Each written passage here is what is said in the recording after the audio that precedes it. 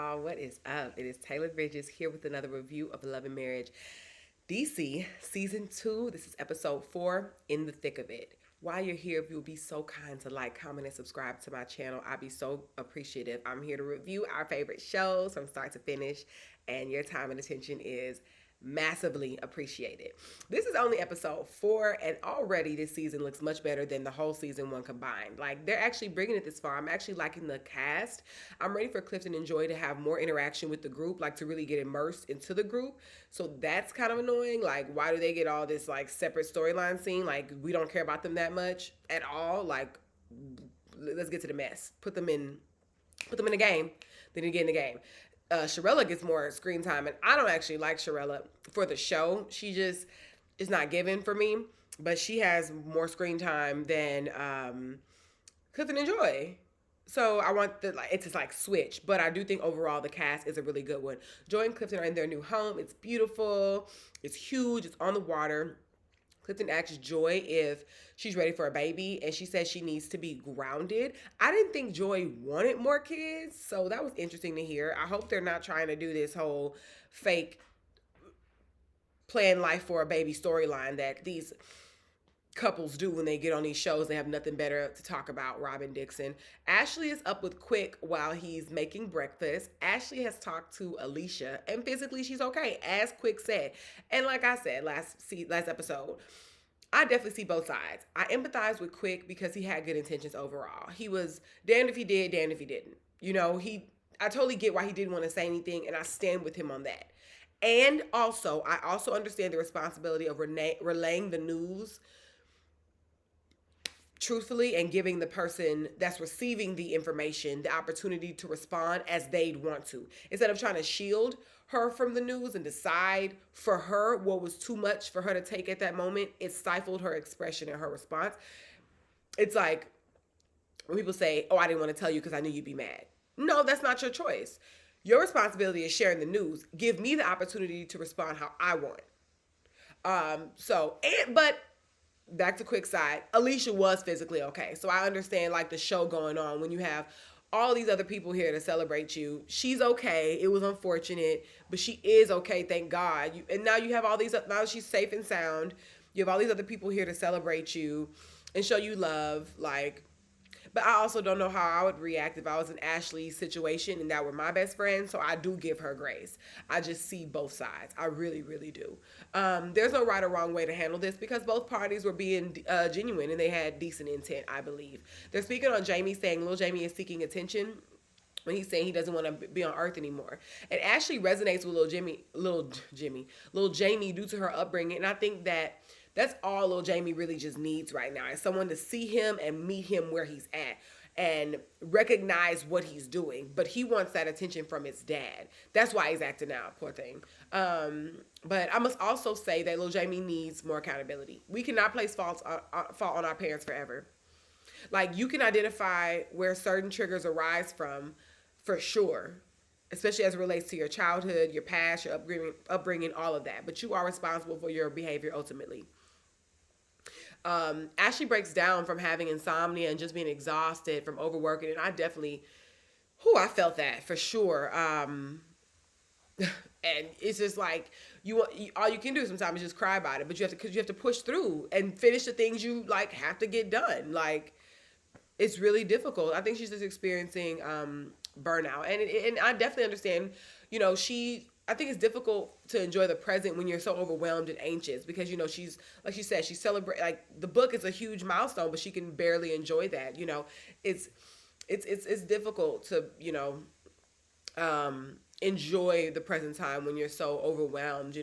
I do wonder how much Ashley is asking for help because there are people who like everything being placed on them to feel this exact sentiment that Ashley is. And it sounds crazy because you'd be like, damn, there's no way this person would like intentionally want to feel this way. But pain and pleasure, two sides of the same coin, So it seems like she might like, does she want all, she might like having all of this on her plate. People like that, they don't want help, they don't want to rest, they don't want to do any of the things that can prevent the burnout, but then they're the first ones to burn out, to break down when they're burnt out. So I wonder how much help Ashley is actually asking for, because you got like this, wasn't like the friend like an assistant or something, and she's like super grown. So I'm like, I know she can handle a couple of tasks at her big age. Like, why do you have a team around you? Arena and Joy have gotten together to make some stuff for Joy's house, but I'm with Joy. We could have went to eat. Like, eating never gets old as a hangout because we can try a new place every time. But it's important to switch up your dates.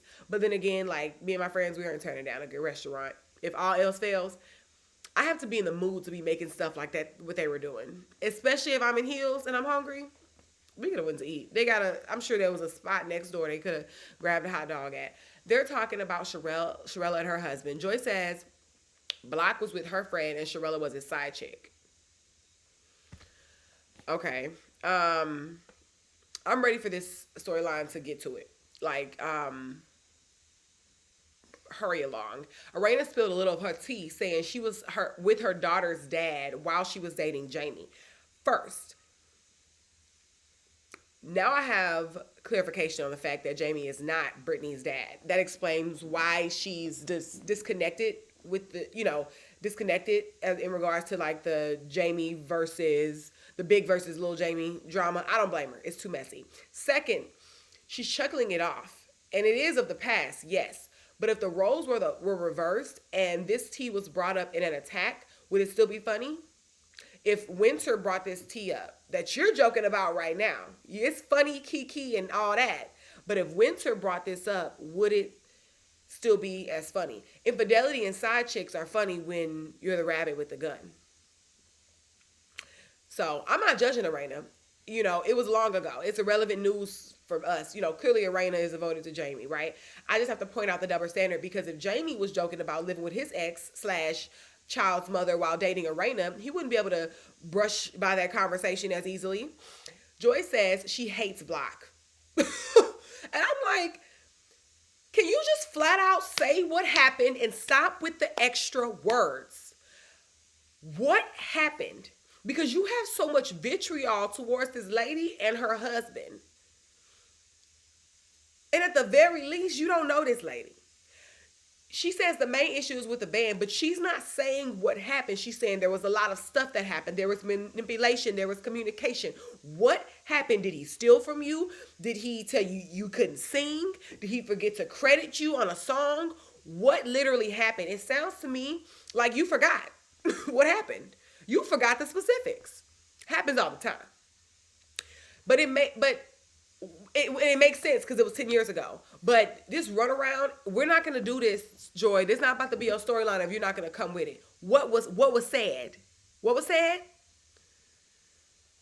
That's super annoying. The Tylers and the Silvas are linking up on a double date. They want to address the stuff with Lil Jamie.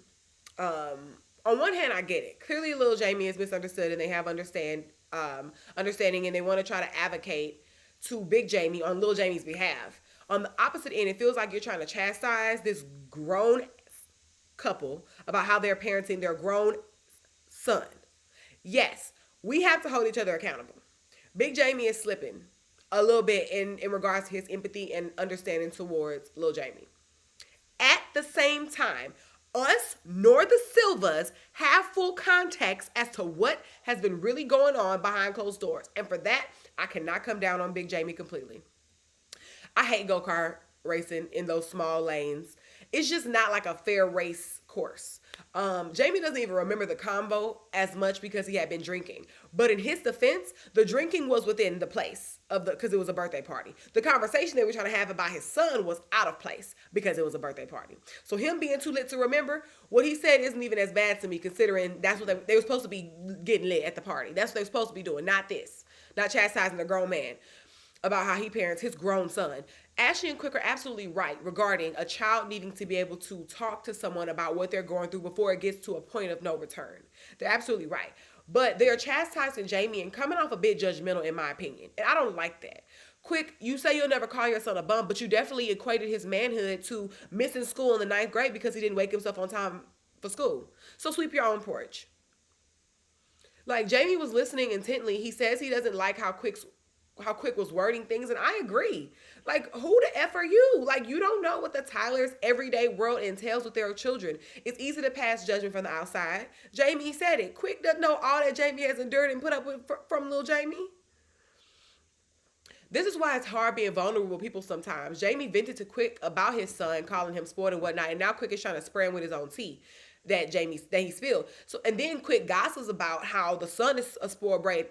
You, on one hand, you're gossiping about how he's such a spoiled brat, all this, but now you're trying to play guidance counselor to little Jamie. Like, you're lost yourself. Quick and Jamie are more alike than different. So you a pot calling the kettle. That's what you are, Quick. I wouldn't even have explained myself if I were Jamie. I would have said, I hear your feedback. Thank you. If I need more feedback, I'll inquire. Moving forward, I'll leave the guidance of my son to me and my wife. Who's ready for another round of go-karting? Cheers. That's how that would have been handled. We're at Sharella's fitness event, and the theme is costumes. And I was like, that is such a cute and fun idea. The costumes were bomb. Like, I hate workout classes, but I hate the ones that don't involve lifting bottomless mimosas. But I participate in this class just because of a thing. I love a theme. And I love getting dressed up. I would literally go to the workout class just because you get to wear a costume. The ladies are standing around talking. Sans Winter. Arena brings up what she discussed with Joy about Block. Is it Block? Sherelle says that Block has no issues with Joy at all. And I don't know what Arena's play here is.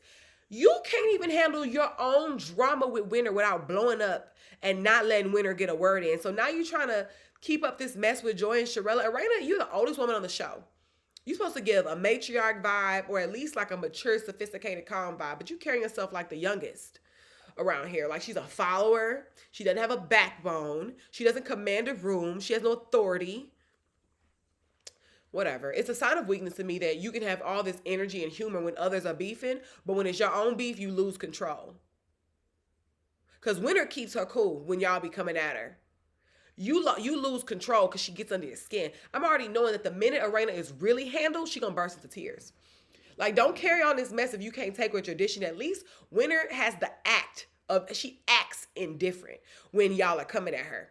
She handles y'all 4-on-1.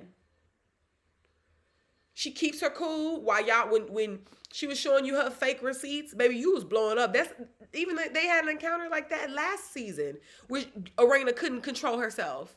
Ashley can't control herself around Renner. None of them. So, you know, one could argue with Arena, you know, that she can dish it, but she can't take it. But Winter can dish it and can take it. Arena needs to cross this interference between Sherella and Joy off her list of storylines, because it's lame. It's not gonna work this season. Winter walks over to say bye to Sherella, then comments she doesn't know who Alicia is. And I'm like, what am I missing? Unless this was edited, Winter had some type of energy for Miss Alicia, and it was unnecessarily catty. Like, what did production say to or ask Winter about Alicia? Because when Alicia returned the energy back, Winter seemed confused. Like, Winter is messy, yes. But it's hard for me to believe she would just say something so catty out of the blue to Alicia, who she doesn't know. So that's just my intuition, but I could be completely wrong. So I'll say neutral on this situation, but it was odd and off-putting the way Winter had all this energy for Alicia, who, by the way, I don't care for Alicia. Because she had a lot of smoke. I think that was episode 1 or 2. I think it was episode 1. She had too much smoke for Joy. She was just Ashley's little microphone. I don't like that. But when Winter did what you're not about to do, what's all this energy, all this, like, you know these women don't like you, Winter.